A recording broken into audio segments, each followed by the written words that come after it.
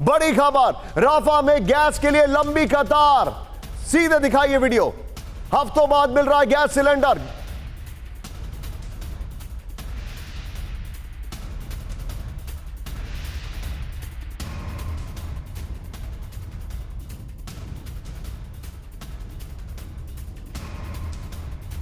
यह बड़ी खबर है। हफ्तों बाद बुनियादी सामान उपलब्ध, कम मात्रा में दिए जा रहे हैं जरूरी सामान। इजिप्ट से सटे साउथ गाजा का शहर है राफा। ये देखिए गाजा में किस तरीके से ये लाइन लगी हुई है। यहां पर पेट्रोल के लिए कैंस लेकर खड़े हुए हैं लोग।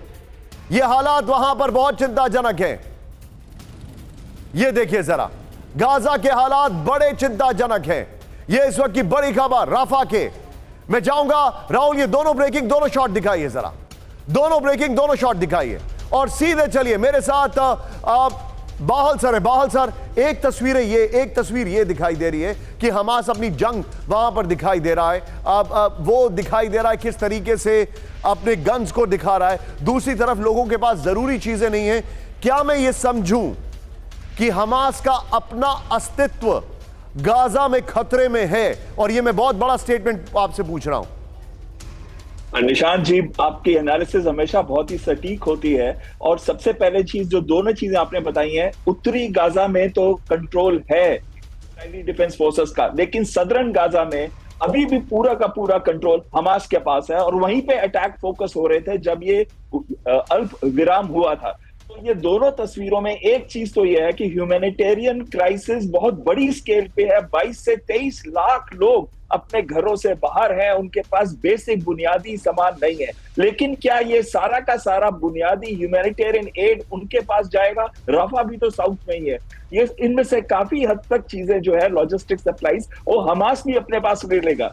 और इजराइल का बहुत क्लियर एंड गेम है, बंधकों की रिहाई तो एक शॉर्ट टर्म गेन है, लेकिन उनका मेन एम जो है वो है हमास को खत्म करना। तो इसीलिए जो आप बता रहे हैं उत्तरी गाजा में जो अटैक हुए हैं या ड्रोन्स हैं, जो फाइटर प्लेन्स दिख रहे हैं, वो सब का सब एक ही एम है कि एक बार बंधक रिलीज हो जाए तो उसके बाद हमास को हम खत्म कर गए। और ये हमास को भी पता है, इसलिए ये खिंचेगा। सर आप मेरे साथ बने रहिए, मेरे पास एक बहुत बड़ी खबर आ रही है इस वक्त। जितने भी दर्शक हैं please be on a stand by. Rahul सिर्फ ब्रेकिंग दिखाइएगा।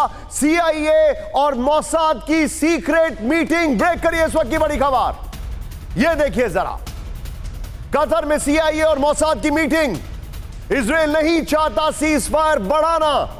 10 दिन बाद फिर से बमबारी की इच्छा है इजराइल की। इजराइल को मनाने की कोशिश में अमेरिका। यह बड़ी खबर है। फिर वीडियो के साथ दिखाइए।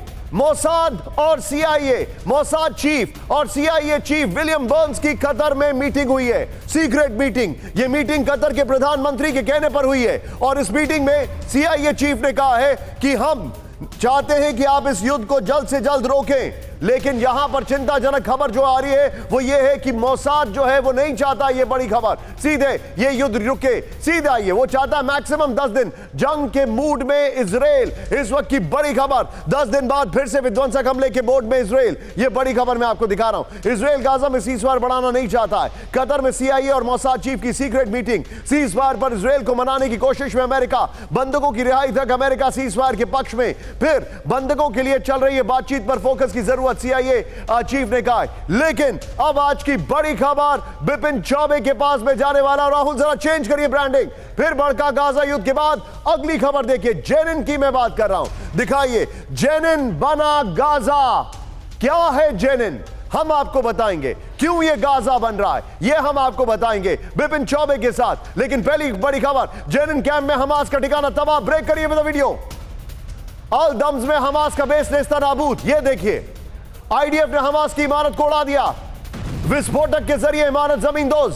ये देखिए जरा, बड़ी खबर, जेनिन में अटैक किया गया है। फुल फ्रेम पे शॉट दिखाइए।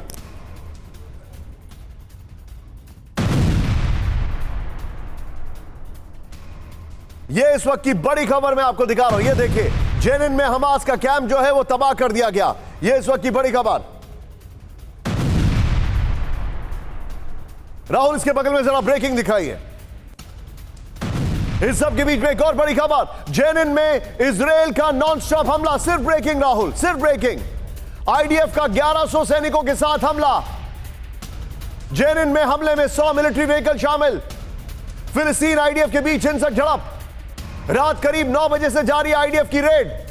राहुल विद द शॉट दिखाइए जरा, ये जेनिन की बड़ी खबर मैं आपको दिखा रहा हूं, ये देखिए जरा, जेनिन में बहुत चिंताजनक हालात हैं। कल रात 9 बजे से ये रेड जारी है। दोनों ब्रेकिंग, दोनों शॉट दिखाइए, दोनों ब्रेकिंग, दोनों शॉट, ये देखिए जेनिन के हालात चिंताजनक हैं।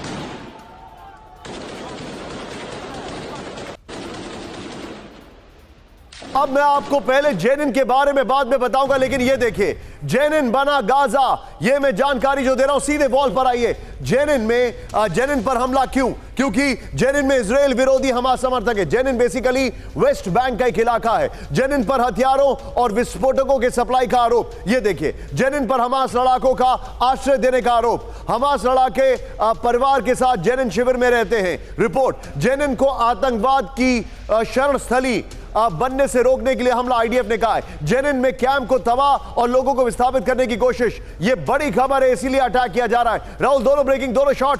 बिपिन चौबे जो कि जेनिन से वापस लौट रहे, वहां के रास्ते से वापस, मतलब एग्जैक्टली जेनिन में नहीं गए लेकिन वेस्ट बैंक से लौटे। विपिन क्विकली, जेनिन में हालात कितने चिंताजनक है? कहा जाता है कि वो एक मिनी गाजा है। आज की तारीख में वो, अगर उसको मिनी गाजा कहा जाए निशान, तो गलत नहीं होगा, क्योंकि मैं जेनिन बॉर्डर से मुझे इजरायली फोर्सेस ने वापस लौटा दिया। साफ तौर पर उन्होंने कहा कि इजराइल के लोग और जो फॉरेन नेशनल जो इजराइल के वाया वहां जाना चाहते हैं उनके लिए सुरक्षित नहीं है वो जगह। वजह क्या है? क्योंकि सीज फायर चल रहा है गाजा पट्टी में। हमास के बहुत सारे ऐसे सपोर्टर हैं, उनके चाहने वाले, उनको पसंद करने वाले लोग हैं जो गाजा पट्टी को छोड़कर आज की तारीख में वेस्ट बैंक में शरण लिए हुए हैं। ऐसे लोगों को आइडेंटिफाइड करते हुए उनके खिलाफ एक बड़ा अभियान आईडीएफ चला रही है।